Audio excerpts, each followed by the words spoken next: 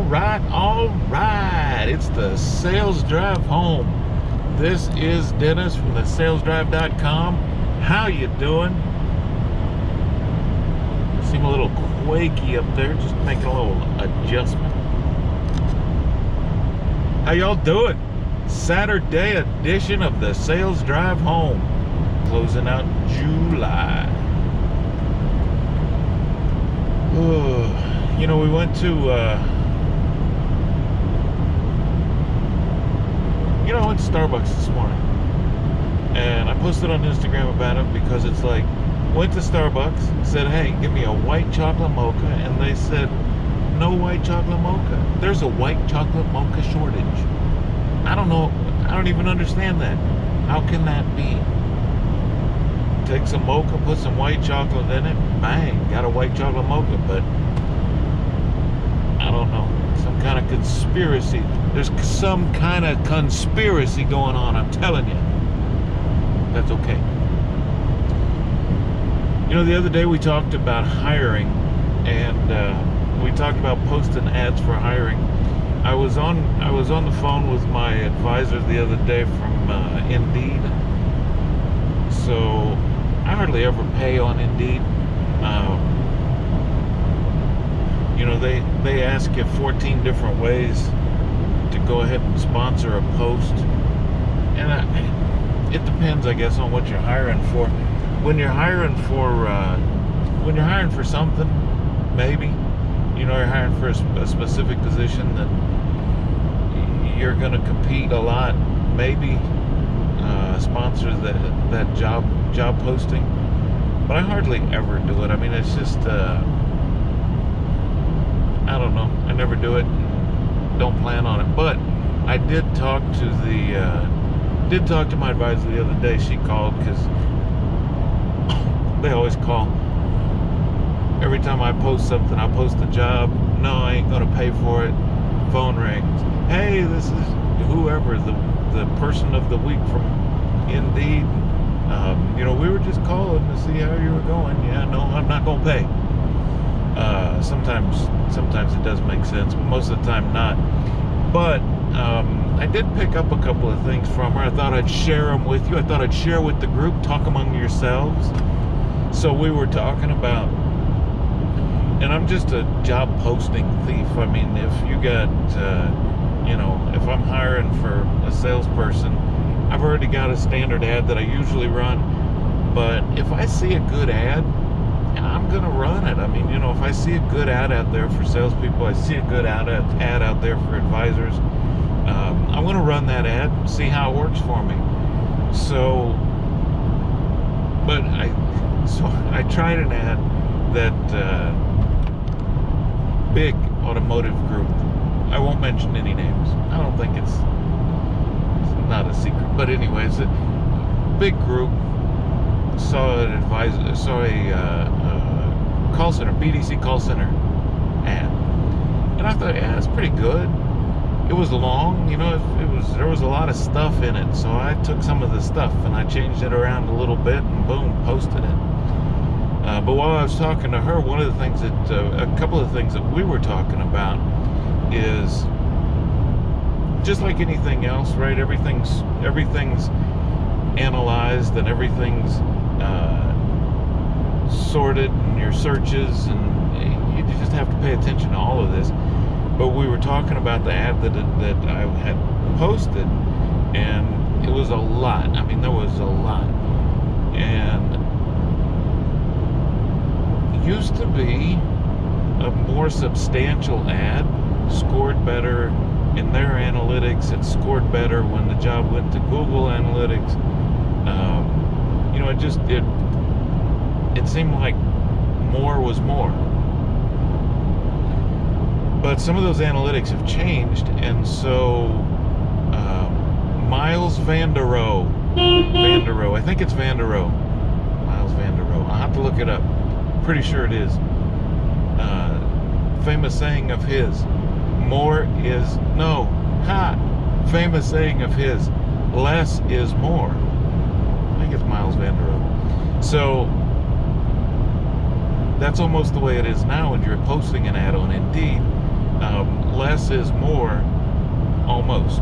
Less is more in the fact that a lot of verbiage doesn't do much for you, because if you are posting, it kind of goes off what you're posting. So if you are posting for a specific job, let's say call center, and you've got a lot of verbiage, and not a lot of that verbiage refers back to call center, or if you're a salesperson, automotive salesperson, a lot of verbiage, man, just a lot of words, and not all of them have everything to do with car sales.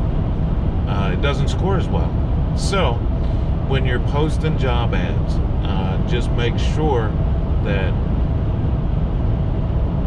you're trying to be job specific, and it doesn't have to be long. I still like to have, I think the body of my ad usually runs, a little bit about kind of a why us. Family owned, been in business since 1953, growing company.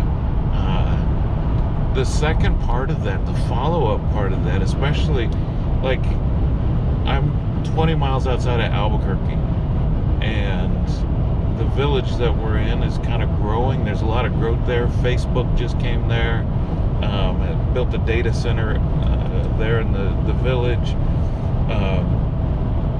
Walmart's got a distribution center there. There's going to be a new train depot. It's growing, right?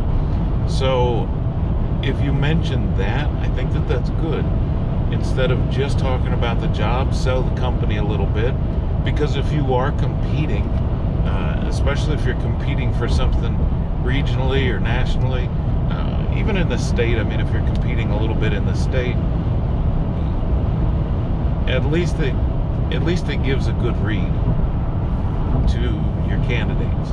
So if they're looking at two jobs and you sell where you're at, you sell the company, and you sell the location, maybe that gives you a leg up. Because quite frankly, like we talked about the other day, I think you need a leg up. It's hard. It's hard out on them streets right now trying to find people. So you just need to keep grinding on it, but you need to perfect it. You need to be a ninja. You need to be a hiring ninja. So when you post those ads, just make sure that it's job specific verbiage. A lot of verbiage is okay if it's job specific. Just make it relevant. Make sure that you're staying on point, and that you're that ad is a relevant ad to the job title, and that will increase your ranking. Isn't that exciting? Yeah, baby, it's exciting. This is my life. My life is relevancy ads.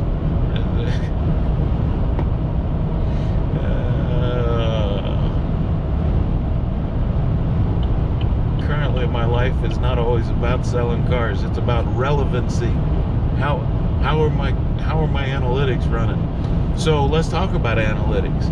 I didn't really know what we were going to talk about today, but I guess we're rolling through it because I'm halfway there. But we were talking, man, my traffic's down. All 6 websites, all that traffic's down. And man, tightened up AdWords, changed everything, trying to chase some traffic, and it's been down. It's been down 4 days in a row. Although yesterday I sent out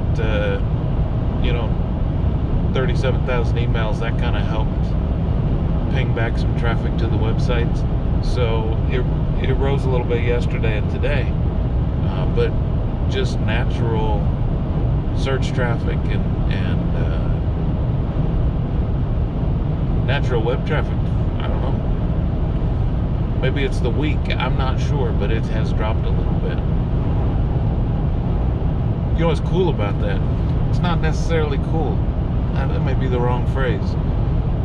What's interesting about your Google Analytics, if you watch your Google Analytics, if on let's say Monday, your web traffic's up here, and Tuesday it kind of goes up a little bit. Wednesday is Thursday, if your web traffic goes up, not even conversions, not even nothing, just traffic on the site. So Thursday it's up, Friday it's up, Saturday is always, what it is. But if you're watching that in Google Analytics and you're watching your graphs, you can say, I'm going to have a good weekend, or I'm going to have a bad weekend. And almost invariably, if your traffic's up, you're going to be okay. If your traffic is trending down into the weekend, you better scramble, come Thursday and Friday to figure out what are we going to do, how are we going to get that there. Because here's the thing, all of that is driven by activity. And I think it ties back to this, because if everybody in your organization is being active, if they're making phone calls, sending emails, talking to customers, out there just hustling, if your team's doing that for you, all of that generates web traffic. So you never think about that. All of that activity, if I make a phone call today and I don't talk to somebody, but I leave a message, or they see my caller ID, and if they don't talk to me, but they know that I called and they know where I'm from, if there's some interest, guess what they're going to do? They might not call me back. They might jump online and see if I got anything they're interested in. Especially if you're prospecting, maybe not even cold calls, but if you're doing cold calls for sure, but just previous customers, 4-year-old customers, whatever. All of that activity, emails out to the customers, phone calls out to the customers, voicemail, ringless voicemail, whatever you do is going to build back to your website. That's why everything that you do, it just kind of focuses back on how is your website. And that is why it's so important that your website's up to date, that you've got something that's going to be catching attention to people. Because if a customer's in the market for a car, if a customer's in the market for a house, a boat, an RV, whatever, and a salesperson from someplace calls and says, hey, just out of the blue, and calls, and maybe that buying cycle, maybe they're a couple of months away, but somebody calls them and tickles them and says, oh, maybe I should start looking. Just because I called them, it doesn't tie them to me. It doesn't mean that they have to buy from me, right? So if all that activity funnels back to my website, if all of the activity that my team does filters back to the website, then I better have something on that website that is going to make me different. It's going to set me apart, and is going to make them want to make that phone call back. I'll tell you what, I do the same thing. You know what? I do exactly the same thing. Some Jim's predictive analytic car sales software.com calls and says, hey, this is Bob from Jim's Analytic Software.com. We are awesome at car dealers, and man, you're never going to find a better program than ours. And I don't have time for that. So I'm like, I don't have time for you. But if they do spark something in my head that says, you know what, maybe, wonder what that's about. I may not want to talk to the dude on the phone, but I may jump online. Jim's Predictive Automotive Analytics Software.com and take a look. Or, if you're probably like me, you're probably on some kind of a group for your industry on Facebook or LinkedIn or whatever, sometimes you go on there. Hey, is anybody using Jim's analytic automatic software, boom.com? What do you think of them? So I may call somebody, or I may get a call, and it all leads back to websites. That's just mind-blowing, isn't it?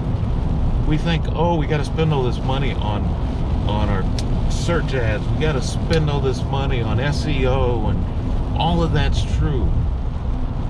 But another factor that drives our raw website traffic is our own activity. You know, what are we doing right now? What's my team trying to produce right now? How effective are they being? Are they doing anything? Because if they're not doing anything and web traffic is down naturally, and I'm not trying to offset that, then guess what? I'm going to have a bad weekend. So you've got to think about that. You've got to understand that if you're watching those analytics, the analytics are going to tell you more than just X amount of people came to my website, X amount of people converted. It's going to give you a better insight. That's why I'm saying, don't rely on your whoever does whatever you do digitally. Don't just rely on them. Don't wait for that report to come at the end of the... This is Jim's Analytics Software, and here's your report for the month. We made 42,000 people go to your website. It converted to 20%. You know, we were responsible for 800 sales. I don't know, maybe not 800 sales, but you know what I mean. They give you these BS reports at the end of the month every month. And it's not necessarily BS, but when you look at them at the end of the month, it is BS because it doesn't do you any good. Wait until the end of the month to get your freaking analytic reports. Does you absolutely no good. You need to be requesting those analytic reports all the time, or even better, scrap the analytic reports. I have my own Google dashboard. I got my own login to analytics. I want to look at that crap every day. And if you're, you know, and really I want to be able to log in. I got my own login to what you're spending. I got my own login to your ad account so that I can see what you're doing. And if your digital ad people don't like it, tell them bye-bye. So, I talked too long. I'm off the exit. I'm zipping around the corner here. I am gone. Thanks for joining me on a Saturday edition of the Sales Drive Home. This is Dennis, and as always, email me. Please email me. Dennis@thesalesdrive.com. And give me a suggestion on what we can talk about next. Let me know what we can help you with. Anything I can do. I ain't trying to be your ad guy. I ain't trying to be nothing. I'm just talking. So if you got some suggestions, let's make it happen. I gotta go. Got me all wound up and I gotta go. So I'll see you later. Peace.